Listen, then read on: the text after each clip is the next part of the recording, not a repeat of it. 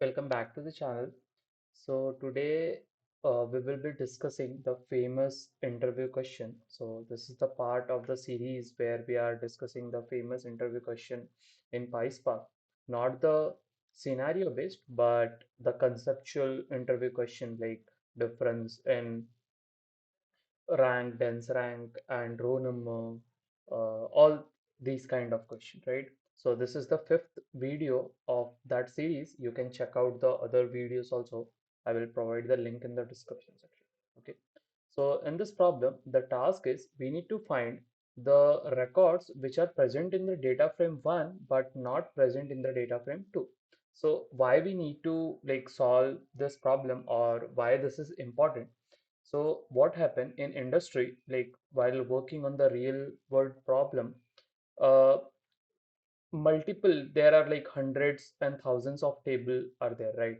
So what happened in the data pipeline, sometimes we want that like one table is dependent on the other table, that is foreign key and primary key relation is there, and we want to track which all record from the table 1 went in table 2 successfully, right? Right? These kind of tasks generally involve, right, in the industry. So that's why this becomes a very famous interview problem where we need to like answer this question: which all records which are present in the table 1 are also present in the table 2, or we can say that which all record which are present in table 1 and not in present in table 2. So this is what we need to answer, right? So I will be discussing the four different ways in which we can solve this problem in PySpark, right? So let's discuss this one by one, but before that let's see the output and input, right? So if you see ID here, right, this is the primary key. Okay. So if you see this ID 1 is present over here, right? Similarly, if you see this ID 2, this is also present over here. But this ID 3, this is not present in data frame 2, right? So this is what we need to return. I think problem statement is very clear. So let's discuss the ways in which we can solve this problem, right? I will be discussing the four ways in which we can solve this problem, right? These two are same, it's just that a little tweak is there, right? Okay. So the first way is in PySpark, we have except all. So this inbuilt function is there. Using this, we can solve this problem. Second is, we can use subtract. We can use subtract. What we can do, like we can write df1 subtract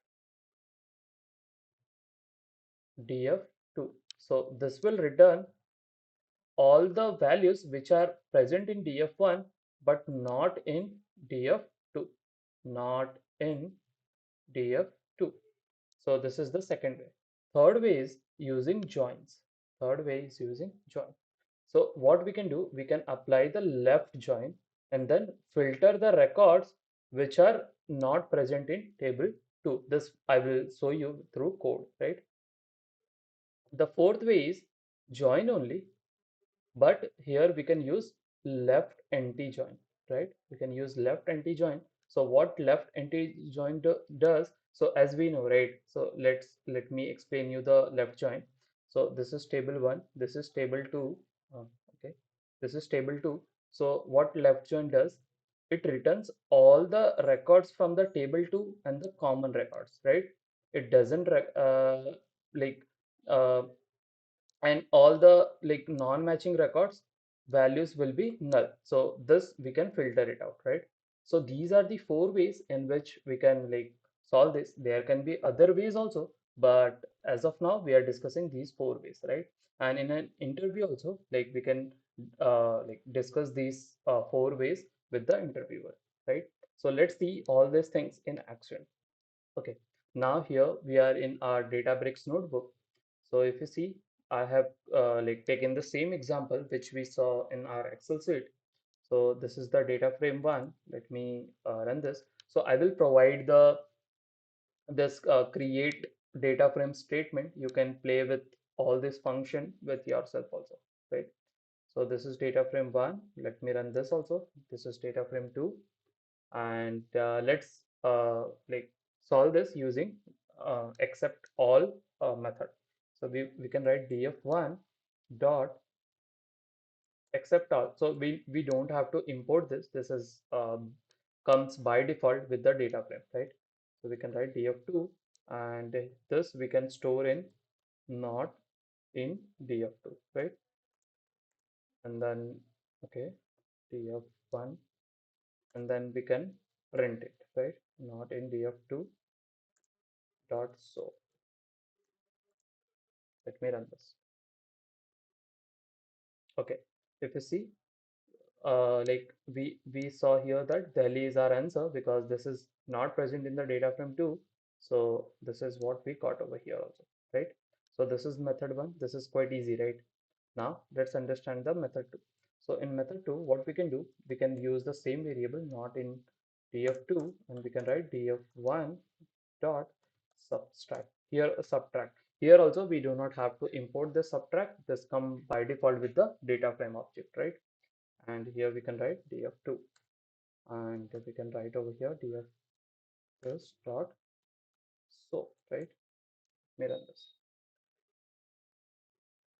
Okay, now here also we got the same answer. So these are the two methods or two ways using methods basically. Now let's do this using joins.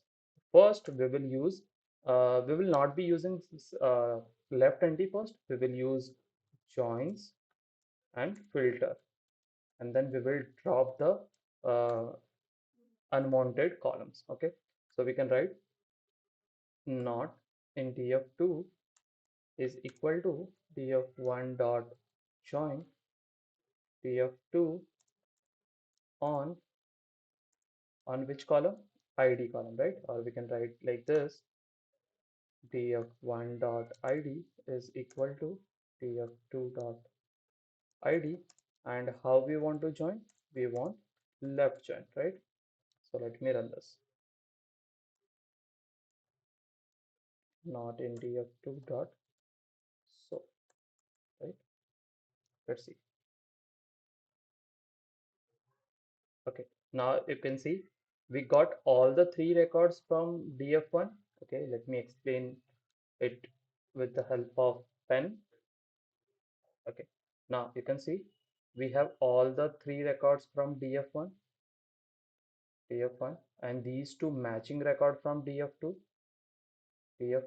and this was not matching. That's why we are not getting. So Delhi was not present in the df2. That's why we are getting null over here. So next step, what we can do, we can write a filter like using the is null function, right? So we can write df2 dot is null.